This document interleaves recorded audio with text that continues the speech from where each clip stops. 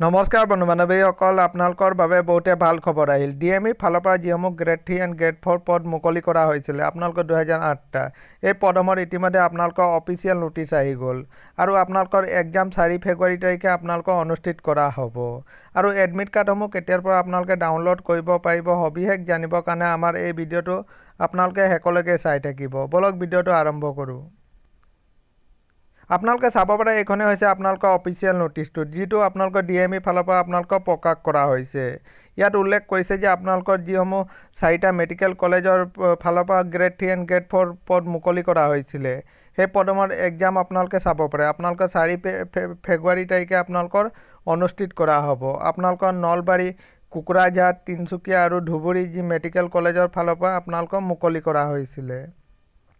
আৰু এই পদসমূহৰ আপোনালোকে এডমিট কাৰ্ড দিয়া হ'ব। আপোনালোকে 27 জানুৱাৰী তাৰিখে আপোনালোকৰ এডমিট কাৰ্ডসমূহ আপোনালোকৰ মুকলি কৰা হ'ব। আৰু এডমিট কাৰ্ডসমূহ আপোনালোকে ডাউনলোড কৰিবৰ কাৰণে আপোনালোকৰ DMEৰ অফিচিয়েল ৱেবছাইটত গৈ আপোনালোকে ডাউনলোড কৰিব পাৰিব। এইটোৱে আছিলে বন্ধু বান্ধৱীসকল এটা সৰু সুৰা ইনফৰমেশ্যন। যদি ভিডিঅ'টো ভাল লাগিছে তেন্তে চেনেলটো ছাবস্ক্ৰাইব কৰি দিব। ধন্যবাদ।